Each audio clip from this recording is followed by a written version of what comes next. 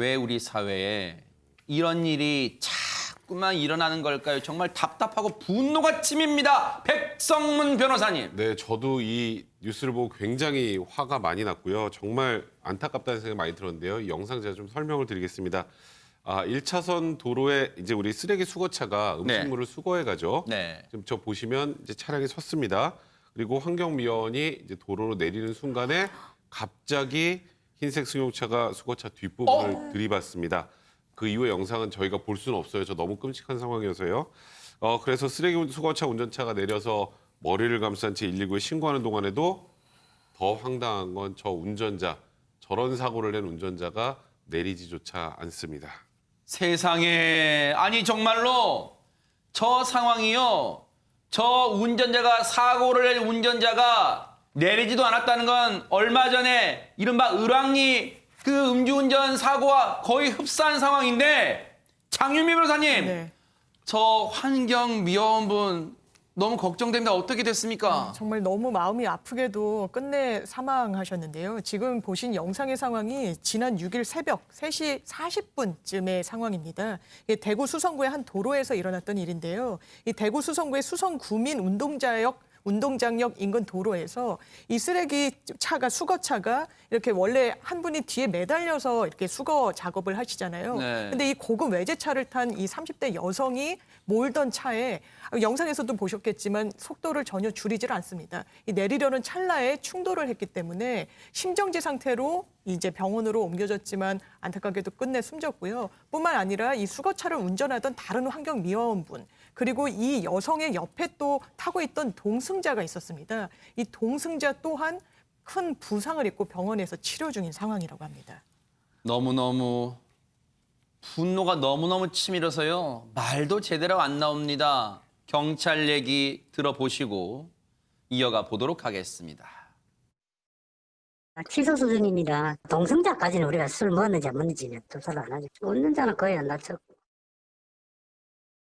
운전자는 거의 안 다쳤다. 자신은 안전벨트를 단단히 맸나 보죠. 그런데 또 음주운전, 우리가 설마 했는데 음주로 인한 사고입니까? 최정아 기자님. 네, 이 사고는 운전자 30대 여성이었는데요. 정말 화가 나는데 혈중 알코올 농도가 면허 취소 수준이었습니다. 0.08 이상이라는 소리인데요.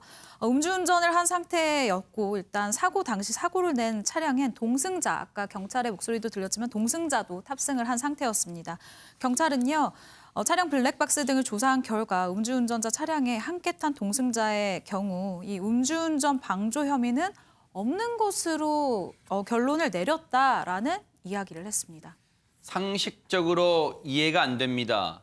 만취 상태에 면허가 취소될 정도의 만취 상태로 차를 몰았는데 그 차를 옆에 탔는데 음주운전 방조 혐의가 동승자에게 적용하기 어렵다고요? 김은미 팀장님 설명 좀 해주세요. 경찰에서 블랙박스라든가 조사해서 음주운전 방조죄를 입건하지 않았습니다. 근데 이게 요건이 있습니다. 왜냐하면 실제적으로 음주운전을 했는데도 말리지 않고 승차할 경우라든가 아니면 키를 건넨 거예요. 음주운전 알면서 키를 줬다든가 아니면은 운전하라고 부척해야만이 방조, 즉 도움을 준 거로 처벌할 수는 있는데 경찰이 조사해보니까 이 세 가지 요건이 빠진 거예요. 그러니까 운전하는데 도움을 주지 않았다 싶으니까는 아마 그 옆에 탄 승차차도 아마 처벌하지 않고 입건하지 않고 나름 뭐 음주운전을 말리려고는 했다 뭐 그런 정황이 좀 나타났나 봐요. 그렇죠. 아마 조사해 보니까 그 운전한 사람에 대해서 못하게 했던 증언이 나타났기 때문에 네. 아마 그 방조 혐의로 처벌하지는 못하는 거죠.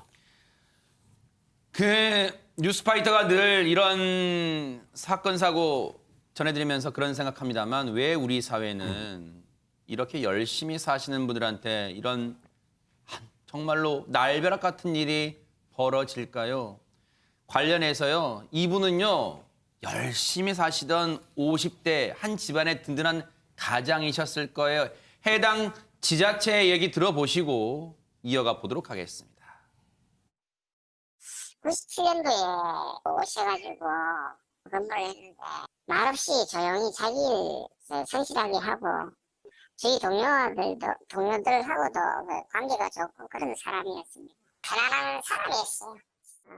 이 동간에는 절대로 뒤에 탑승하거나 이런 경우가 그러진 않습니다. 그 사고가 일어나는 것도 어떻게 보면 굉장히 짧은 구간이었기 때문에 사실 같으면 도로에 나올 때는 거진 다 옆에 승차를 했는 경우인데 좀 공교롭게도 참 사건이 일랄락하니까 그렇게 일어났네요.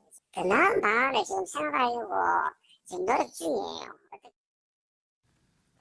이 사고를 낸 운전자 진짜 입이 10개, 100개라도 지금 할 말이 없는 상황 아닙니까? 백성문 변호사님. 네, 일단은 아시는 것처럼 윤창호법이라고 해서 면허 취소 수치 이상으로 만취 상태에서 운전을 하다가 사고가 나서 인명피해가 나게 되면 이제 일반 우리 교통사고 처리 특례법 위반이 아니고요.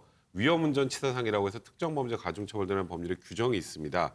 이 경우에는 예전에는 고의범이 아니기 때문에 그렇게 중하게 처벌하지는 않았었는데 이 최근에 음주운전에 대한 이제 사회적 경각심이 높아지면서 네. 일단 3년 이상의 유기징역형으로 바뀌었습니다.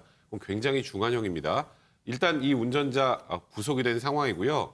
이런 정도의 끔찍한 사고를 낸 이 운전자 같은 경우에 중한 처벌을 받을 수밖에 없고 아까 방조 얘기를 하셨는데 얼마 전에 있던 을왕리 음주 사고는 옆에 탑승한 사람 교사죄를 인정했습니다. 그러니까 본범하고 동일하게 처벌하는 건데요.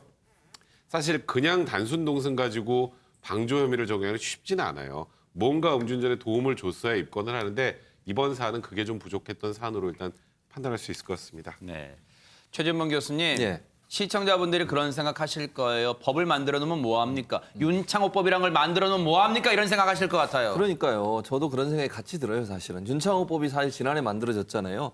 법률로 보면 윤창호법을 적용하면 많은 그러니까 높은 처벌을 받을 수 있어요. 근데 문제는 뭐냐면 지난해 음주운전이 좀 줄어들더니 올해 들어 다시 음주운전이 증가하고 있다는 겁니다. 통계적으로 보면 이유를 몇 가지 들었는데 첫 번째 이유는 코로나19 사태가 일정 부분 영향을 미쳤다고 봐요. 왜냐하면 요즘 뭐 물론 경찰들이 코로나19 사태에도 음주 단속을 합니다. 그리고 뭐 특수 장비로. 직접 장비를 가지고서 하고 있는데 이게 예전보다 줄어들다 보니까 음주하고 운전을 해도 단속이 별로 없을 거라고 생각하는 거예요, 기본적으로. 그러다 보니까 음주운전이 점점 늘어나고 있는 상황이라는 분석이 있고요.